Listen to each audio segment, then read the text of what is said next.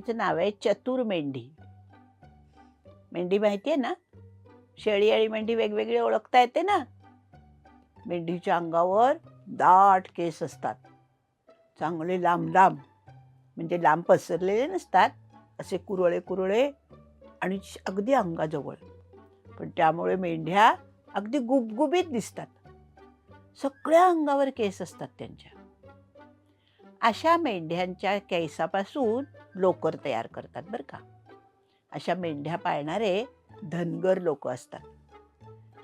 हे धनगर मेंढ्या घेऊन चरायला नेतात डोंगरावर मोकळ्या जागी, आणि हिरवा हिरवा गार चारा खाऊन मेंढ्या चांगल्या टुम्म होतात. त्यांच्या अंगावर भरपूर दाट केस येतात. तर असाच एक धनगर होता. त्याचा मुलगा होता सोप्या. म्हणजे खरं म्हणजे त्याचं नाव सोपान होतं बरं का, पण सगळे त्याला सोप्याच म्हणायचे.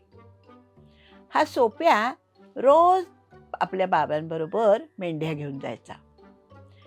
काही मोठ्या होत्या मेंढ्या, काही मध्यम होत्या, काही छोटी छोटी पिल्लं होती. मेंढीच्या पिल्लाला कोकरू म्हणतात. असंच एक गुबगुबीत कोकरू सोप्याच्या फार लाडकं होतं.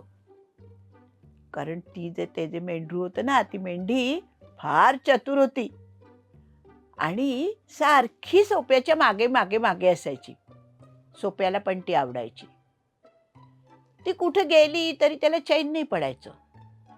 मग ती सगळ्यांच्यात ओळखू यावी म्हणून सोप्याने काय केलं होतं, जत्रेतून एक मोठं घुंगरू आणलं होतं आणि ते घुंगरू तिच्या गळ्यात घातलं होतं. आता ही कुठेही गेली तरी तिच्या गळ्यातलं घुंगरू वाजायचं. हळूहळू चालली तर नाही वाजायचं, पण उड्या बिड्या मारल्या की घुंगरू हलायचं आणि वाजायचं. बाकी सगळ्या कोकरांना असं वाटायचं, अरे कसा आवाज येतो ना, ही चालायला लागली, उड्या मारायला लागली की. सगळ्यांना खूप आवडायचं. एकदा काय झालं, सोप्या नव्हताच गेला धनगरा काकांबरोबर. बाबा त्याचे एकटेच गेले. सोप्या घरीच होता. त्याला जरा बरं नव्हतं. मग आई म्हणाली, जाऊ नको, मोकळ्यावर उगीच हिंडत असतोस इकडे इकडे. सोप्या घरीच थांबला होता. बाबा सगळे आई मेंढरं घेऊन गेले. आज काही त्या छोट्या मेंढरीला कोणी कडेवर घेतलं नाही. ती आपली सगळ्यांबरोबर चालत होती. चालून चालून ती दमली, कारण रोज सोप्या तिला उचलून घ्यायचा मध्ये मध्ये. आज काही बाबांनी घेतलं नव्हतं उचलून. डोंगरावर चढत चढत चरत चरत मेंढ्या पुढे पुढे पुढे निघाल्या. आता ही दमली होती, ही मध्येच थांबली. धनगर काका पुढे गेले. त्यांना वाटलं येईल जरा मागून, पण ती तिथेच थांबली होती. आता ते ही टेकडी ओलांडून पलीकडच्या टेकडीवर गेले. आता ही छोटी मेंढी उठली आणि म्हणाली, चला आता गेलं पाहिजे, आज काही कोणी आपल्याला उचलणार नाहीये. म्हणून ती पण चालायला लागली. बाकीच्या मेंढ्या बऱ्याच पुढे गेल्या होत्या. तिला काही कोणी दिसलंच नाही आणि ती वाट चुकली. ती दुसऱ्याच ठिकाणी गेली. चालता चालता चालता ती खूप वेळ शोधत होती. आता ती ओरडायला लागली, बॅ बॅ बॅ करायला लागली. काहीच नाही, कोणाचा आवाज नाही, कोणी तिला हाका मारली नाही, काहीच नाही. आता आपल्याला धीटपणे वागलं पाहिजे, घाबरून चालणार नाही, आपल्याला शोधलंच पाहिजे सगळ्यांना. असं म्हणून ती अजून या वाटेने एकदा त्या वाटेने एकदा अशी जात होती. तिथे एक लांडगोबा होते. लांडगोबा माहिती आहेत ना, प्राणी पकडून खाण्यात पटाईत.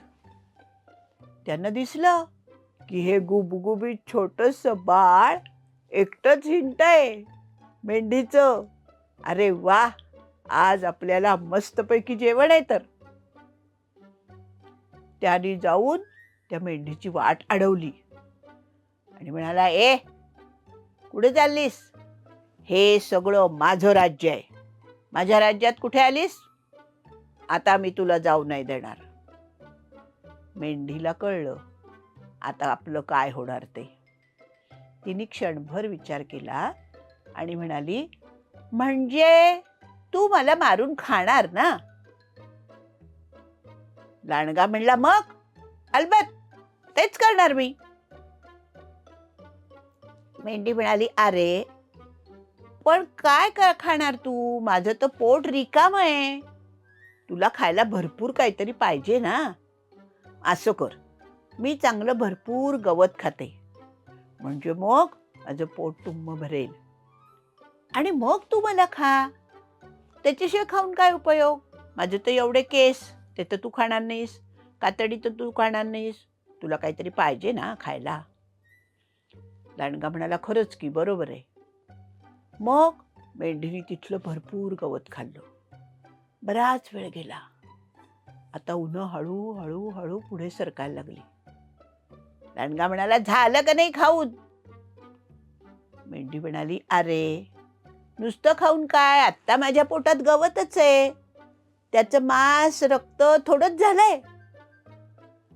तो म्हणला, खरंच की, म्हणजे आपल्या पण पोटात गवतच जाणार.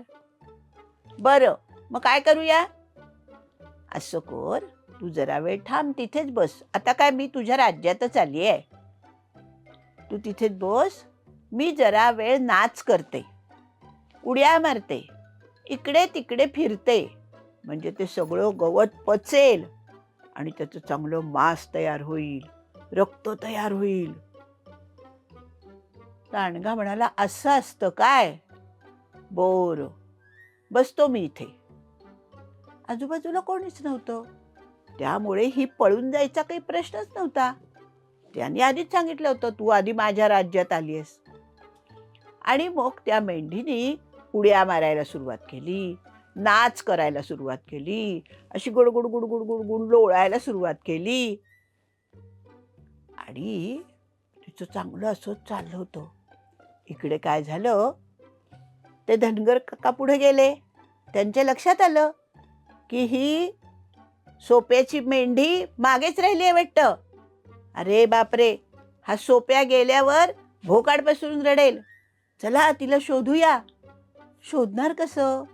मग त्यांच्या लक्षात आलं, हां, तिच्या गळ्यात घुंगरू आहे. घुंगराचा आवाज येईल तेव्हा आपल्याला कळेल. म्हणून ते मागे मागे मागे उलट उलट चालत येत होते, उलट्या बाजूनी. आता ही चतुर मेंढी उड्या मारत होती, मग घुंगरू वाजत होतं, खुळ खुळ खुळ खुळ नाच करत होती, गडाबडा लोळत होती. त्यामुळे सारखं ते घुंगरू वाजत होतं वाजत होतं वाजत होतं. आता हळूहळू त्याचा आवाज त्या येणाऱ्या सोप्याच्या बाबांपर्यंत पोचला. अरे, इकडून आवाज येतोय. नक्कीच ती इकडे असली पाहिजे. भराभर काठीत आपली जमिनीवर टेकत टेकत आवाज करत भराभर ते पुढे निघाले. जवळपास धावतच म्हणा ना. आणि त्यांच्या काठी ठोकण्याचा आवाज मेंढीच्या कानी आला. हा, कोणीतरी आता आलंय. तेवढ्यात लांडगा म्हणाला, ए, झालं का नाही तुझं? मेंढी म्हणाली, अरे थांब थांब जरा, अजून जरा मला 2-4 उड्या मारू देत. आणि मग तिथल्या जवळच्या दगडावर चढायची, खाली उडी मारायची, जवळच्या दगडावर चढायची, खाली उडी मारायची, भराभरा लोळायची, परत यायची, पुन्हा उड्या मारायची. आता त्या आवाजाच्या दिशेने तिला भराभर भराभर कोणीतरी चालत येते असं ऐकायला यायला लागलं. काठीचा आवाज ऐकायला यायला लागला. तशी ती आनंदाने अजूनच नाचायला लागली.